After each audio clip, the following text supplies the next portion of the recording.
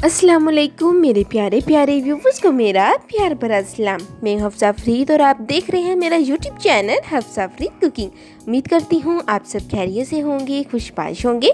आज की रेसिपी बहुत ही स्पेशल है क्योंकि आज की इस रेसिपी में मैं आपको घर में केक कैसे बनाते हैं, केक पर जो व्हिपिंग क्रीम लगाते हैं वो घर में कैसे तैयार करते हैं, केक पर डिज़ाइनिंग कैसे करते हैं, कौन सी नूडल का इस्तेमाल करते हैं और साथ ही साथ जो बेकरी से हम केक लेते हैं वो इतने जूसी और फ्लफी कैसे होते हैं, वो कौन कौन सी टिप्स एंड ट्रिक्स हैं जो बेकरी में यूज़ की जाती हैं और हमें पता नहीं होती, इन डिटेल में आपको बताऊंगी। तो रेसिपी को आपने एंड तक वॉच करना है, कोई पॉइंट स्किप नहीं करना ताकि आपकी रेसिपी बहुत ही मज़े की और जूसी बने। तो चलिए भी ये रेसिपी हम बनाना स्टार्ट करते हैं। सबसे पहले बिस्मिल्लाहिर्रहमानिर्रहीम। सबसे पहले एक बाउल में 2 कप व्हिपिंग क्रीम शामिल करेंगे। ये व्हिपिंग क्रीम आपको किसी भी बेकरी से आसानी से मिल जाएगी, ठीक है। अब इम्पोर्टेंट पॉइंट के क्रीम बहुत अच्छे से चिल होनी चाहिए, कूल होनी चाहिए। अब देखें ये बीटर की हेल्प से हम क्रीम को बीट करेंगे और ये देखें ये आपको आइस क्रिस्टल नज़र आ रहे होंगे। इतनी ठंडी क्रीम होनी चाहिए। अगर क्रीम ठंडी नहीं होगी तो क्रीम अच्छे से बीट नहीं हो पाएगी। अच्छा, अब यहाँ पर मैं आपको बताते चलूँ, बहुत सी रेसिपीज़ में आपको बताते हैं कि व्हिपिंग क्रीम घर पर बना सकते हैं, तो ये सब फेक है। जो रेसिपी आपको व्हिपिंग क्रीम की बताते हैं अक्सर लोग कि ये देखिए घर पर तैयार हो गई है, उस क्रीम से जस्ट फिलिंग हो सकती है, आप डिज़ाइनिंग नहीं कर सकते। यकीन नहीं आता तो आप आजमा कर देख लें। अब देखिए आपको क्रिस्टल नज़र आ रहे हैं, इस पॉइंट पर चंद मिनट के लिए आप स्टे दे दें और उसके बाद फिर बीट करना स्टार्ट कर दें। तो जैसे जैसे क्रीम बीट होती जाएगी इसका वॉल्यूम बढ़ता जाएगा। और इस तरह अगर आपने अभी तक मेरे चैनल को सब्सक्राइब नहीं किया तो प्लीज़ सब्सक्राइब कर दें और बेल आइकन के बटन को प्रेस करना मत भूलिएगा ताकि हर आने वाली न्यू रेसिपी सबसे पहले आप तक पहुँचे। तो आपने तब तक बीट करना है जब तक क्रीम क्वांटिटी में 4 गुना ना बढ़ जाए। तो तकरीबन आपको 10 से 15 मिनट लग जाएंगे।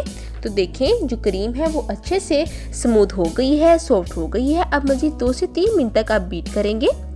तो देखें हमारी जो व्हिपिंग क्रीम है बिल्कुल रेडी हो गई है और उसकी निशानी ये है कि जब आप क्रीम को इस तरह उठाएंगे तो क्रीम जो है वो नीचे नहीं गिरेगी। और अब इस पॉइंट पर ये बिल्कुल रेडी हो गई है। अब आप डिज़ाइनिंग कर सकेंगे। ये मेरे पास केक है, इसको 3 पार्ट्स में मैंने काट लिया है। अब मैं यहाँ दूध इस तरह केक पर डाल रही हूँ जो कि सिरप का काम करेगा ताकि केक जो है वो अच्छे से सॉफ्ट हो जाए। अच्छा, अब जो बेकरी से हम केक लेते हैं वो दूध की जगह पानी के दरमियान शुगर अच्छे से मिक्स करके वो केक पर इस तरह डालते हैं जिसकी वजह से उनका केक बहुत सॉफ्ट बनता है। तो देखिए अच्छे से दूध डालेंगे ताकि हमारा जो केक है वो भी अच्छे से सॉफ्ट हो जाए। उसके बाद अब देखिए हम क्रीम की लेयर लगाएंगे।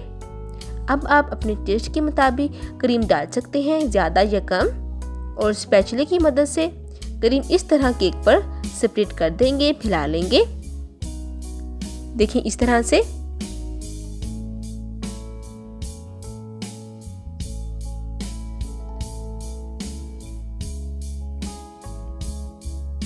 अब इसके ऊपर केक का दूसरा हिस्सा रखेंगे। अब इस पार्ट को भी अच्छे से दूध की मदद से सॉफ्ट करेंगे, ग्रीस करेंगे। तो इस पॉइंट पर आप दूध के अंदर थोड़ी सी शुगर भी ऐड कर सकते हैं। तो देखें अच्छे से हम दूध डालेंगे और दूध डालने के बाद हम कुछ देर स्टे देंगे ताकि जो केक है वो अच्छे से दूध को अपने अंदर एब्जॉर्ब कर ले। अब फिर से व्हिपिंग क्रीम की लेयर लगाएंगे और अच्छे से पूरे केक पर स्प्रेड कर लेंगे, बिल्कुल इस तरह से।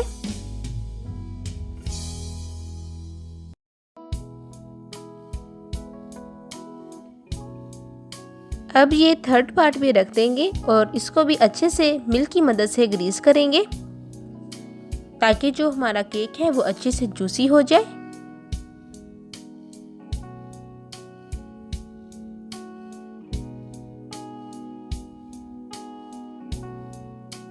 अब व्हिपिंग क्रीम स्पैचुला की मदद से ऊपर लगाएंगे और इस तरह साइड्स पर भी लगाएंगे।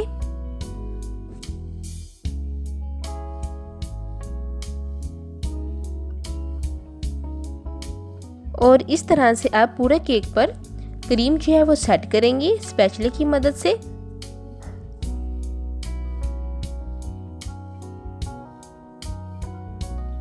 देखें ये मेरे पास स्केल है, मैं इसकी हेल्प से पूरे केक को ऊपर से भी इस तरह से सेट करूंगी।